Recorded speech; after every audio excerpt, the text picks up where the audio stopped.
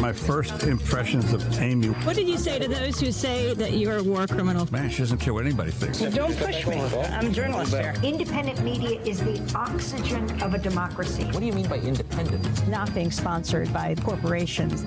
Amy's chaotically brilliant at the spy game. We began on 9 radio stations. If she believes something, she's going to fight for it and get it out to the world. Straight up journalism. It came from my Jewish education that you ask questions. Sharif, can you talk about what's happened on the Gaza Strip?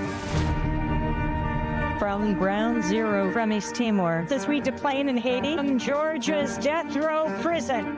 We had to smuggle in our recording equipment. This was extremely dangerous. We're accusing a powerful American corporation of murder.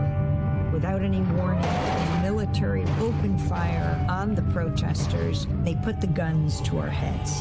It is critical that we expose what is done in our name.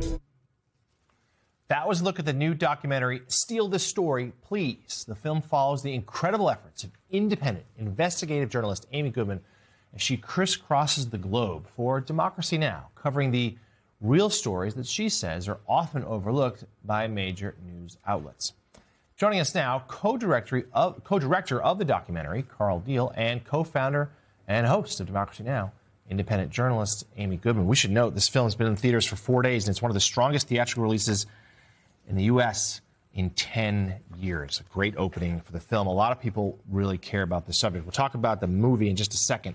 But let's just start here about the Democracy Now! Itself. Celebrating 30 years now. Where did it come from? Why do you feel like it's so important? How has it grown the way it has from 9 stations to now over 1,500? 1,500 public television, radio stations around the world, and continues to grow. I mean, I think it comes down to the independence of Democracy Now!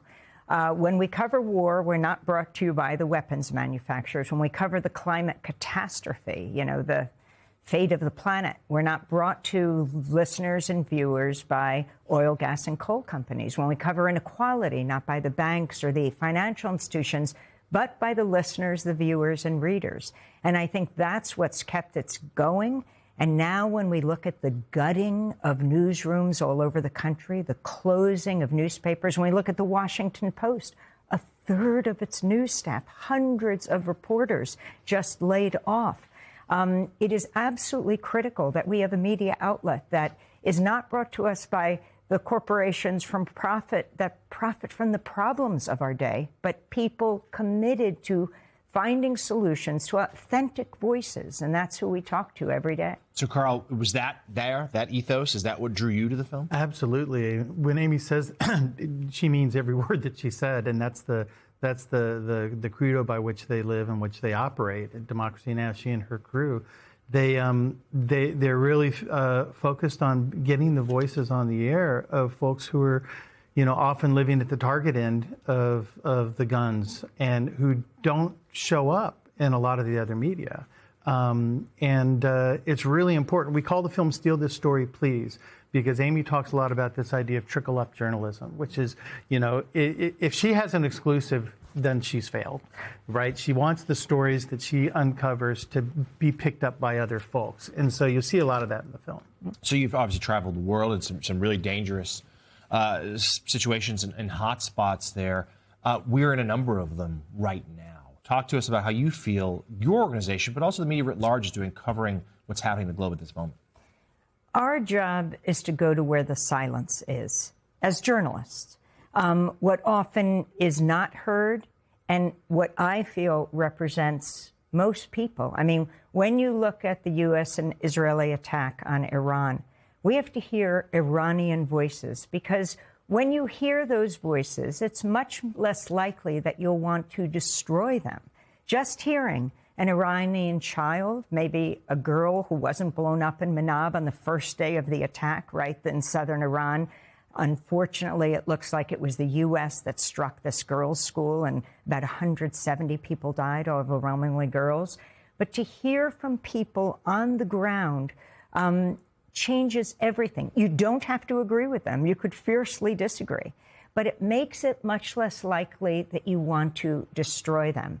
And I think the media can be the greatest force for peace on earth. but instead it's often wielded as a weapon of war.